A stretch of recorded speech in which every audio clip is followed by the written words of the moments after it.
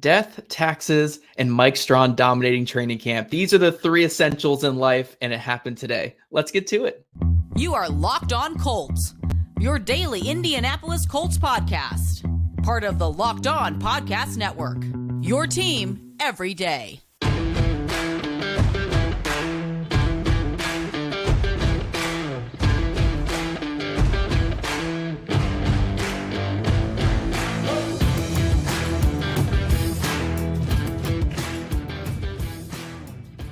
Thank you all for tuning in and making us your first listen of the day. This is your daily podcast covering your Indianapolis Colts, part of the Locked On Podcast Network, your team every day. I'm Zach Hicks, your film nerd over at horseshoehuddle.com, and joining me today is Horseshoe Huddle's boots on the ground, our Colts camp correspondent, Jake Arthur.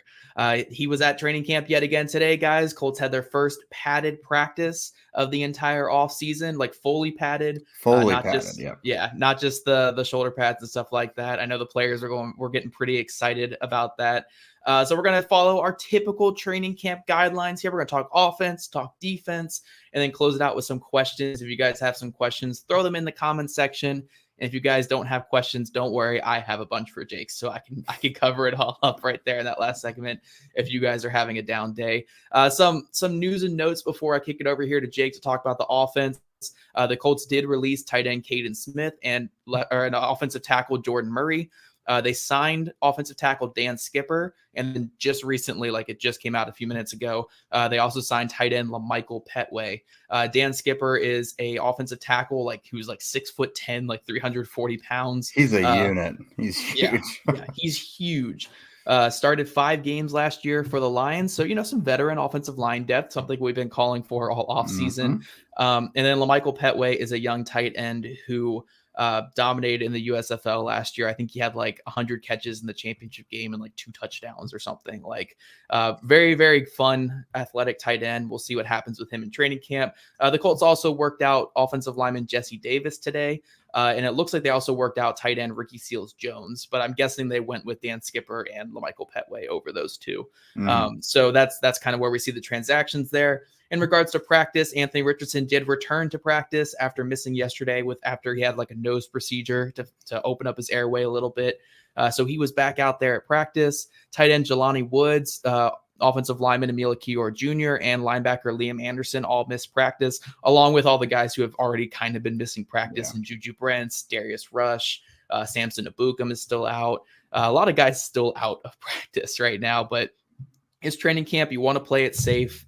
I think that's all the news and notes I have here, though, Jake. So getting to how the Colts offense looked, obviously Richardson got back to practice.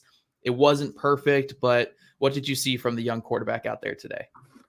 Yeah, so when I put out my notes earlier, I said, this is really his first shaky day. It was basically just a matter of inconsistent accuracy. And it wasn't really a mechanics or footwork thing. It was just kind of timing, throwing. There was one where he threw behind Michael Pittman. There were some that were pretty high, like when they were doing tight red zone stuff. One or two of them he threw out of the back of the end zone, just really non-competitive throws essentially. But I mean, there was some good to take away as well. There was a really nice gash play to Michael Pittman at one point. He hit Mo Alley Cox along the sideline for about 15 to 20 yards as well.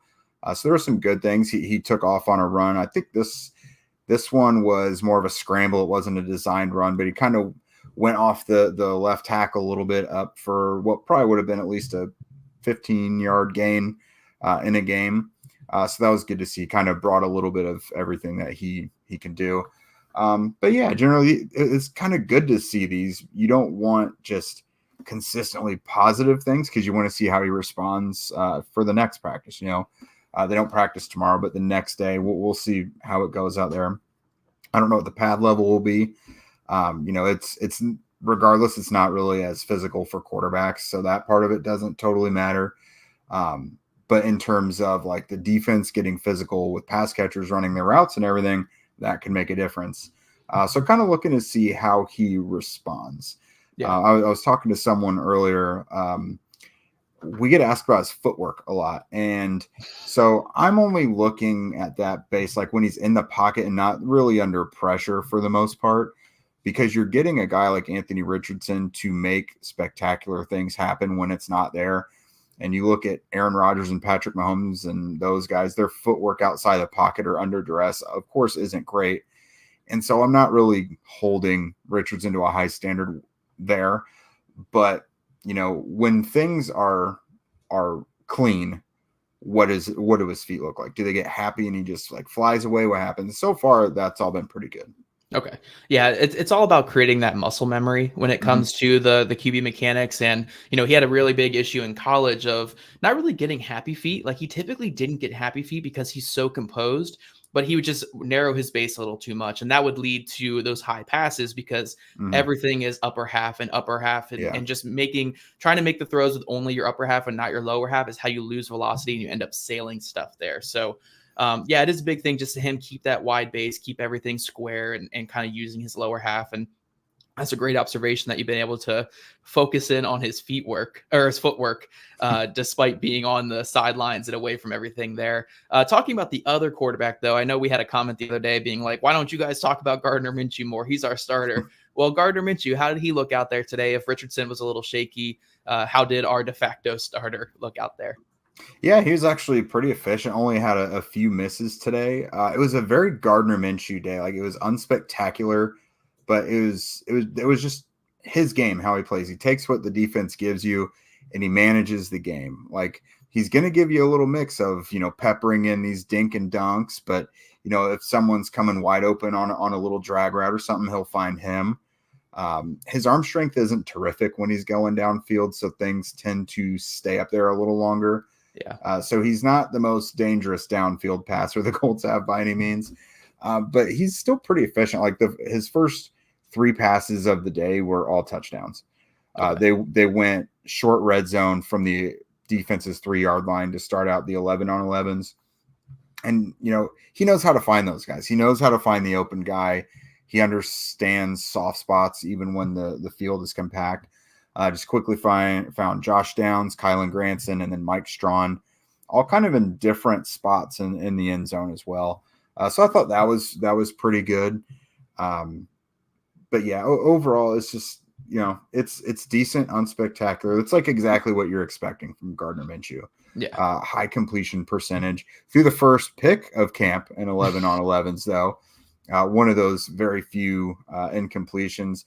He was trying to look around the defender and try and get something short going, just like one of those little flicks to the running back.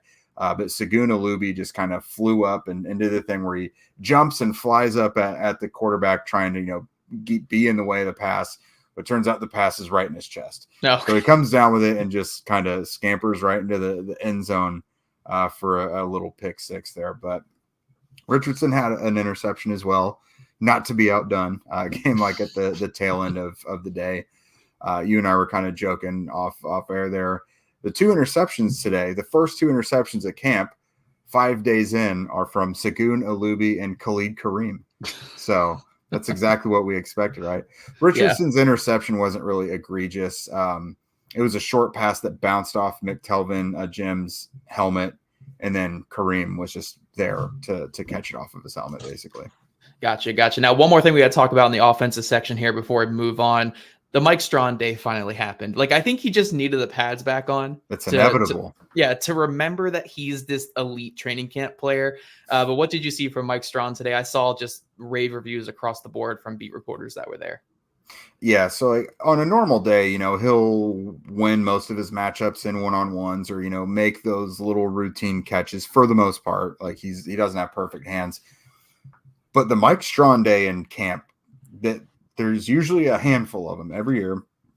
It's when he is using his body. And they're just, he's high pointing balls. He's boxing defenders out. He's making catches along the sideline where other guys can't do it.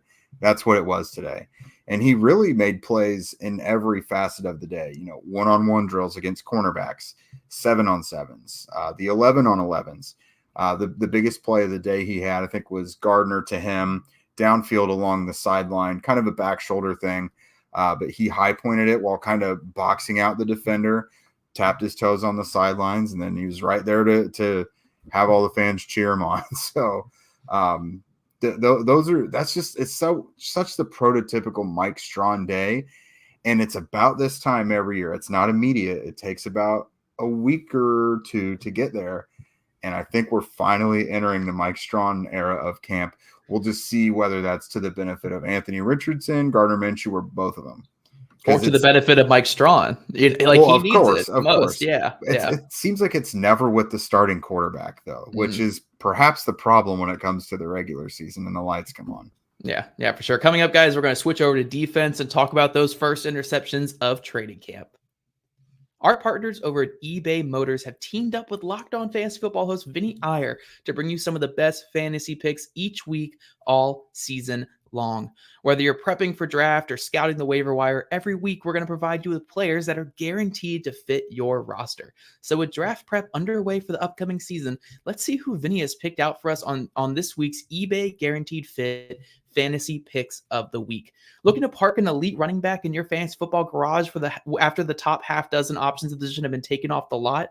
There's no sticker shock with Patriots Ramondre Stevenson, a complete back in the run-focused Patriots offense that will build on his rushing and receiving prowess behind a strong line. Without Damian Harris, Stevenson has a huge advantage in getting the high leverage touches over younger backs. We saw last year when the Colts played against the Patriots, Ramondre Stevenson was a phenomenal player. A lot of work in the passing game, a lot of work in the run game.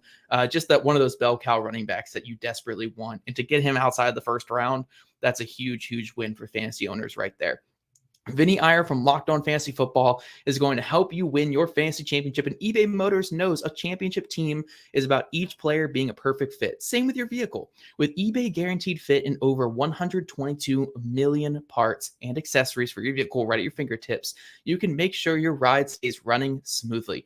Air filters, brakes, batteries, taillights, alternators, shocks, struts, you name it, eBay Motors has it. And they'll make sure it's the right fit for your car, because eBay Guaranteed Fit helps you understand exactly what part you need for the first time. So go forth, switch gears, crank the AC, and say goodbye to sweating if your ride needs a little fixing up. Because right now, you'll always be set up for success from the get-go. With eBay Guaranteed Fit, everything your vehicle is calling for is just a click away.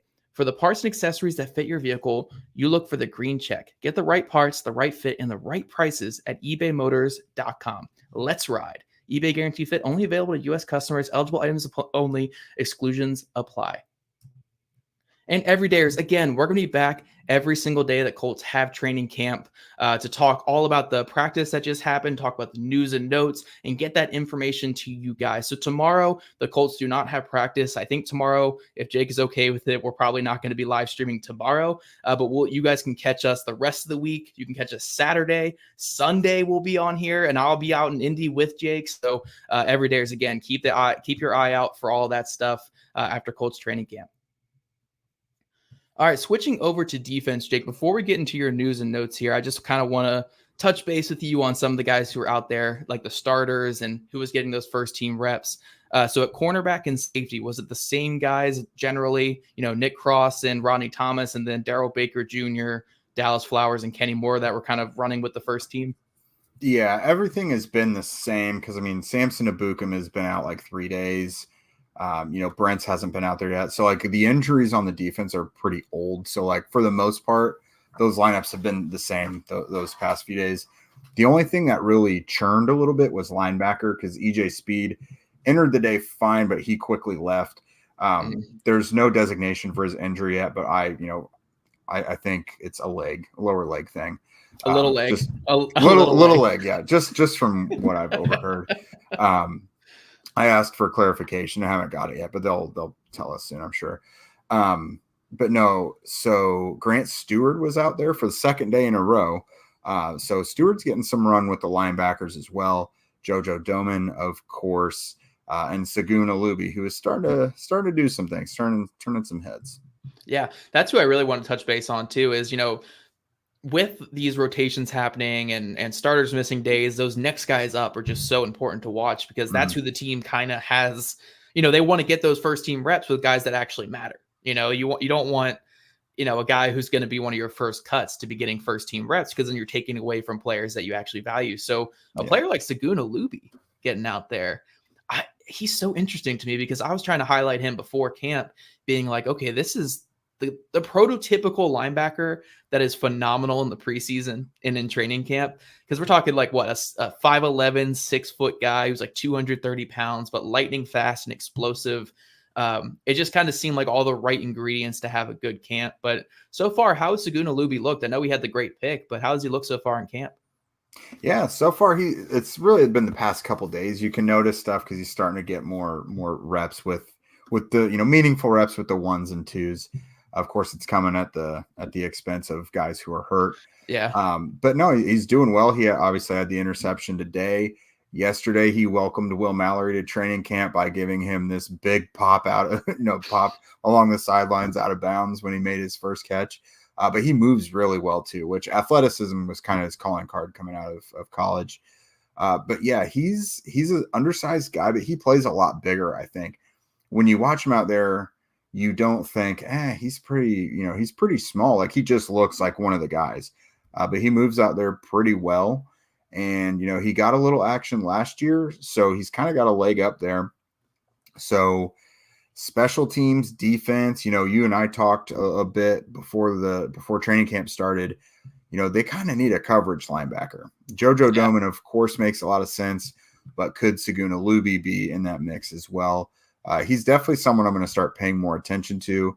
And, they might feel like they want to keep giving snaps to him. I mean, not over Shaquille Leonard and EJ Speed when he returns and things like that, but they might make him a mainstay with the second unit. That's pretty big. I mean, that's huge for these young players. The two biggest things, obviously, are just getting those reps and then obviously being a big-time special teamer. Mm-hmm. That's what you're really looking for of these young players. Switching down to the defensive line now, I saw there was quite a few sacks on like the second and third team aspects of the day. Obviously, the Colts are turning over their offensive line. Jake Witt was out today too, so a lot of just different parts going on there on the offensive line. But Jannard Avery, Al-Qadim Muhammad, and McTelvin Ajim, those are guys who are veteran players, pretty athletic, especially Avery and Ajim. So what did you see from those veterans there against the second and third team offensive line? Yeah, so those guys are really stacking days. So Avery was a guy I really thought was a standout today. Had one definite would-be sack. You could probably give him two. But I thought he was consistently in the backfield, and I'm pretty sure he got some run with the 1s as well. It was, of course, Kwity Paye and Dio as the ends with the Bukem out, but I'm pretty sure I saw Avery out there with the 1s for at least a few snaps as well. But no, he's of course really short, so it's easy for him to get underneath the offensive tackle's reach, and then so he's got adequate bend, so he can do it. So he's fun to watch as well. I thought he looked really good, and they could use a guy like him to come out and excel because, I mean, you just need that pass rush depth. Of course, you have big question marks with Tyquan Lewis all the time. He's still on PUP. But Al-Qadim Muhammad and McTelvin Ajim, the other guys you mentioned, again, they're being pretty consistently productive. Ajim makes me a lot more comfortable with their nose tackle depth. Because it looks like behind Grover that it's probably Eric Johnson in a Ajim. He's just really disruptive, both as a pass rusher and run defender. Like he's super stout. explosive, explosive, real stout against the run, but he's getting into the backfield as well. So that's really good to see. Muhammad, now that he's he gets a lot of run with the second and third unit, but like he feasts when he's with the 3s because he's got so much NFL experience, like even as a starter. So like he's doing what you want to see him do against Matthew Vanderslice, so I can't say that he's doing this against Braden Smith and Bernard Ryman, but like he's doing work against the guys he should be doing work against. That's the Al-Qadim Muhammad we know and love. That's right. Just like he had a strip sack of Ellinger earlier. You're not even supposed to touch the quarterbacks, but like all we know is like we see Sam's arm come up and then the ball is in the air and Muhammad is right there. So no, I mean he's getting sacks. He's doing his thing, man. Yep. And then you had one more note here on Jalen Jones, the rookie cornerback who's had a really strong camp so far. What'd you see from him today? Yeah. So what endears me to cornerbacks is like playing physical and just not showing that timid nature. And he's doing that. I think it was Xavier Scott today had a quick flare come his way and Jones was right there to pop him as the ball was coming out. So I really like to see cornerbacks come downhill and try and separate receivers from the ball. And that's exactly what he did. And again, we talked about this yesterday.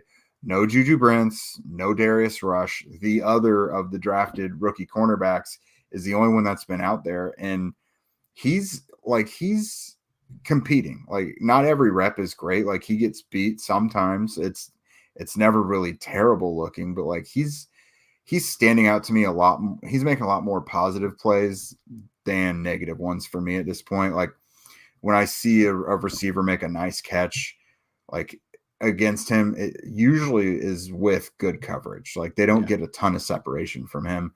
And you've mentioned before, like, he has a lot of experience in college and everything too. So I think he's doing a really good job trying to earn this spot in the cornerback room, because again, you can only go with the players you know. Like Brent's, it sounds like he's going to be back pretty soon. Hopefully they're optimistic about that. Rush is a shoulder, so it doesn't seem like it's like a soft tissue thing that keeps guys out forever. So those guys will be back, but he's taking advantage of those missing reps from those other guys right now. Yeah, and another thing to note again with Jalen Jones, that he is the youngest player in this quarterback room by a couple years too. I think the next youngest is 23, which are the two rookies, and then it's like a bunch of 24, 25-year-olds. So he's only 21 years old. He is a really young player who has a lot of potential and a really good future, in my opinion. So definitely a guy to watch, and I'm glad he's having a big camp. Coming up, guys, we're going to switch over and talk about some of your questions and all the things you want to know about Colts training camp so far. All right, Jake. So before we go to the fan questions here, I actually wanted to start off with one of my questions about just camp overall and the players overall so far. So obviously a big question mark, and maybe not a big question mark, but a big talking point this offseason are the amount of weapons and how guys at the bottom of the wide receiver and tight end groups are going to separate themselves. So I want to give you this question here, put you right on the spot here. If you had to give me 3 winners from the pass catchers group, not Michael Pittman Jr., not Alec Pierce, not Josh Downs, not even Doolin either, because we know he'll be here, he's safe. and not Jelani Woods, who would you say are the 3 biggest winners among pass catchers so far? So tight ends included. Okay. Yep. I guess not even counting Kylan Granson either, because I think we know. Yeah. Too. So Will Mallory is in a tough group because they were like 7 strong going into camp at tight end, and literally from day one of him coming back from PUP, he was making catches. He's had a catch, at least one both days during live drills. Chris Ballard spoke very highly of him, said he had a strong rookie session of the offseason before he got hurt.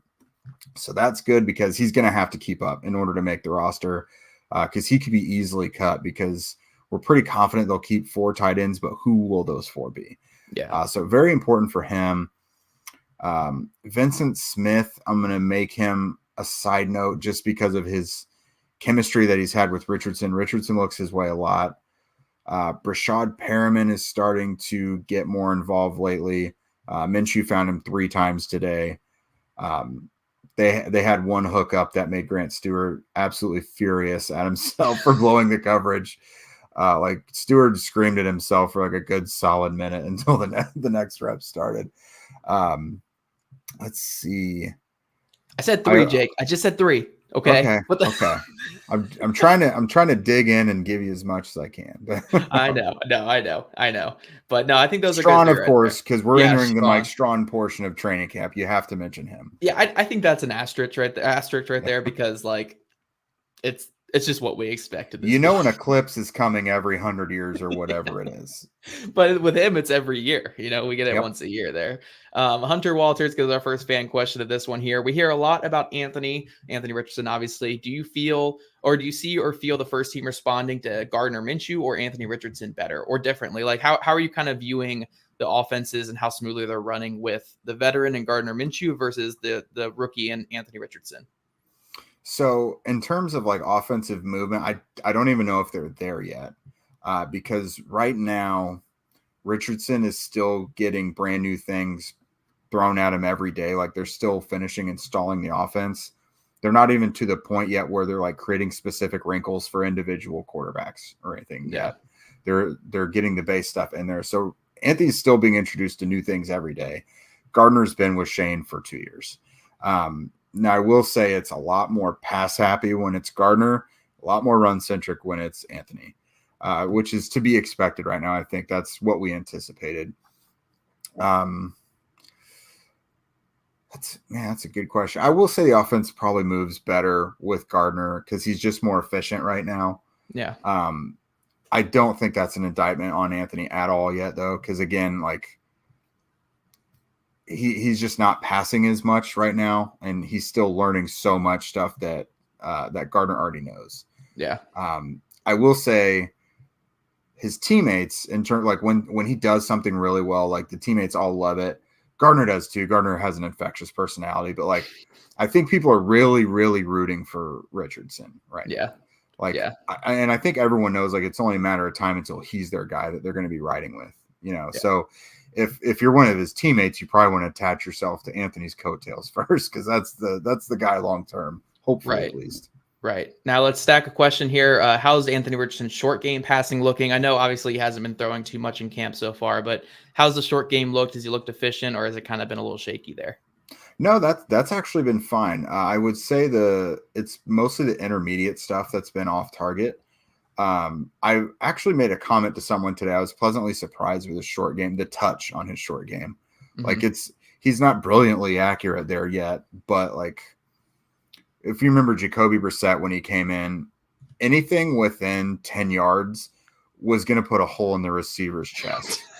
Like, and Richardson kind of had that note on him too coming in. Like the guy's got to have more touch on his short game, and he does now. Like he can get the ball there very quickly, but it's catchable and it's not killing guys. It's not disruptive to the route. You know what I mean?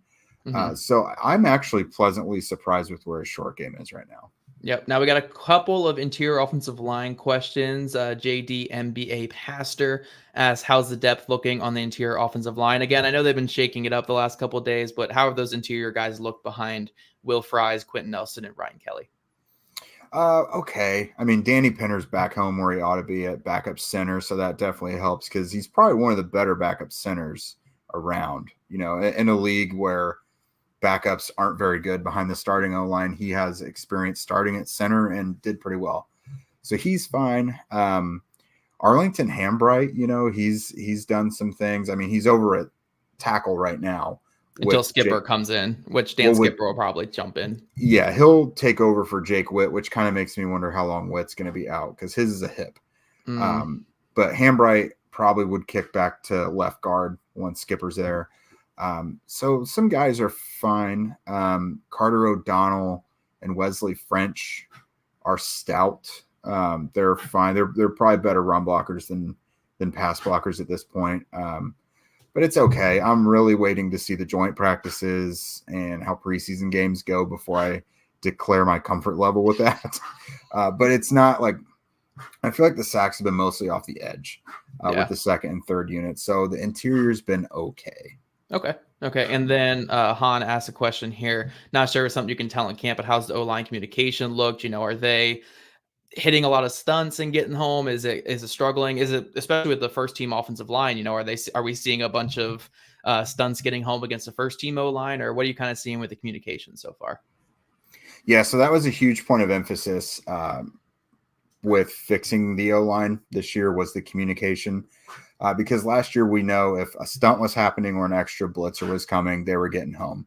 And when we talked to Tony Sperano last time, you know, he said these are the same guys. They're still really good players. A lot of the issues were communication. And, you know, the veterans probably overstepping to, you know, compensate for the new guys.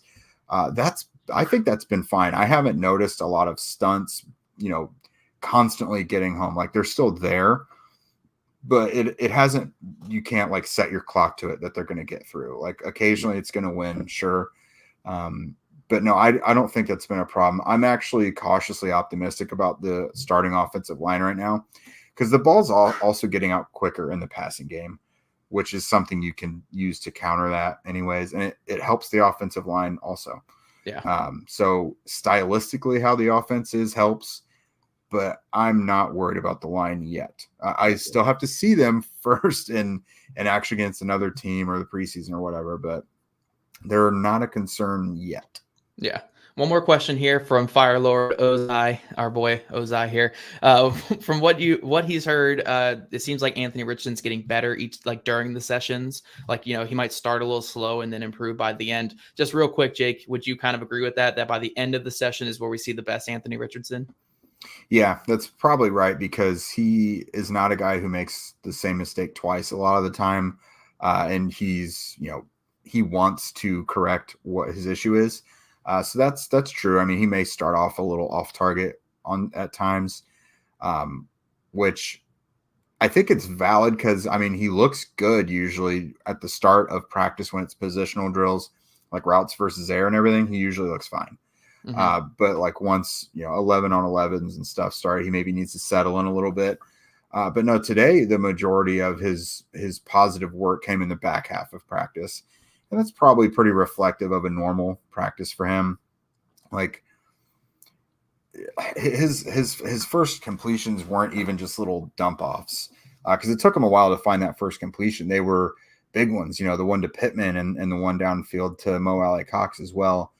So he does settle in and get more comfortable as practice progresses. That's good. That's good. Now, everydayers, again, we're going to be off tomorrow. I don't think we're going to do any live stream tomorrow, but we'll be back the rest of the week because they have practice Thursday and Friday too, right, Jake? Now I got to look at my calendar. You say things while I look at my calendar. Okay. Well, if they have practice Thursday and Friday, we'll be back on Thursday and Friday. But I know for a fact we'll be doing live streams on Saturday, live streams on Sunday, because I will be out in Indy, and Jake and I will actually be sitting next to each other instead of having the two screens here. It's Thursday and Saturday and Sunday. All right, we'll do something fun on Friday, though. I think we'll record on Friday as well. But off tomorrow, Thursday, Friday, Saturday, Sunday, and then rolling into next week as well. So every day, just make sure you're tuning in for that. And then also, if you don't already, follow at Locked On Colts, at Jake Arthur NFL, and at Zach Hicks 2, all on the wonderful app that is X. Also, subscribe to the Locked On Colts podcast on YouTube or wherever you listen to your podcast. We'd love your guys' ratings and reviews, and we'll see you guys back here on Thursday.